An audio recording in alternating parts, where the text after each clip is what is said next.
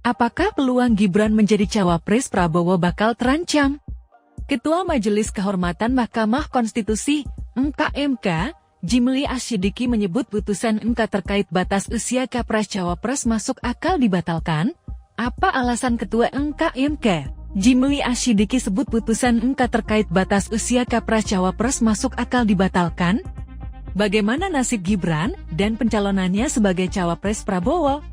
Pernyataan Ketua MK, Jimli Asyidiki, yang menyinggung putusan MK masuk akal, dibatalkan disampaikannya dalam sidang pemeriksaan etik Hakim MK, yang digelar di Gedung MK, Jakarta Pusat, Rabu 1 November 2023. Pernyataan Jimli Asyidiki ini disampaikan ketika ada pertanyaan dari Koordinator Tim Pembela Demokrasi Indonesia (TPDI) sekaligus salah satu pelapor, Petrus Celestinus, terkait alasan putusan MK terkait kode etik Hakim MK yang harus diumumkan, Selasa 7 November 2023. Kemudian, Jimli pun menjawab jadwal pengumuman itu merupakan usul dari pelapor lain, yaitu mantan Wakil Menteri Hukum dan HAM, Denny Indrayana.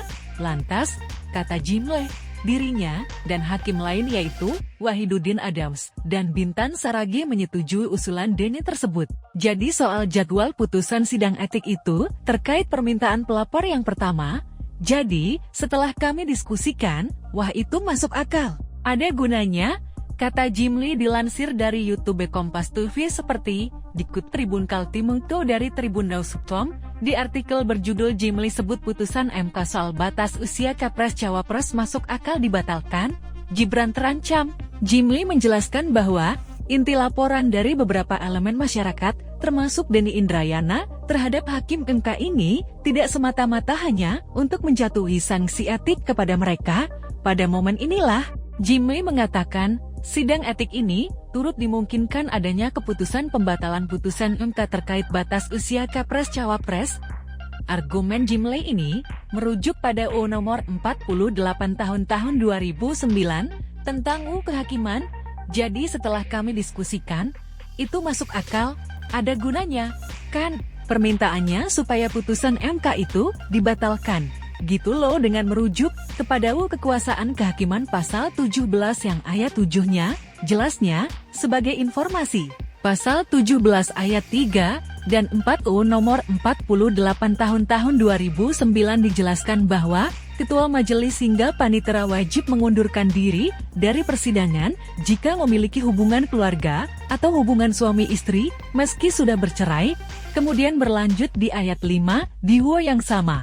Dijelaskan pula terkait hakim atau panitera yang memiliki kepentingan langsung atau tidak langsung wajib mengundurkan diri.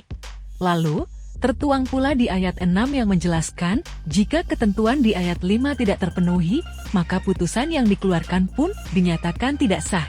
Dalam hal terjadi pelanggaran terhadap ketentuan sebagaimana dimaksud pada ayat 5, putusan dinyatakan tidak sah, dan terhadap hakim atau panitera yang bersangkutan dikenakan sanksi administratif atau dipidana sesuai dengan ketentuan peraturan perundang-undangan. Demikian bunyi ayat 6, sedangkan pasal 17 ayat 7 yang disebutkan Jimli menjelaskan bahwa perkara sebagaimana dimaksud pada ayat 5 dan 6 diperiksa kembali dengan susunan majelis hakim berbeda. Dengan landasan ini pula, Jimli dan Hakim MK lainnya menyetujui untuk mengumumkan putusan sidang ini sebelum tanggal 8 November yang menjadi batas akhir penyerahan capres-cawapres pengganti ke Komisi Pemilihan Umum KPU digelar pada 26 Oktober 8 November tahun 2023. Kami runding, masuk akal itu, oke.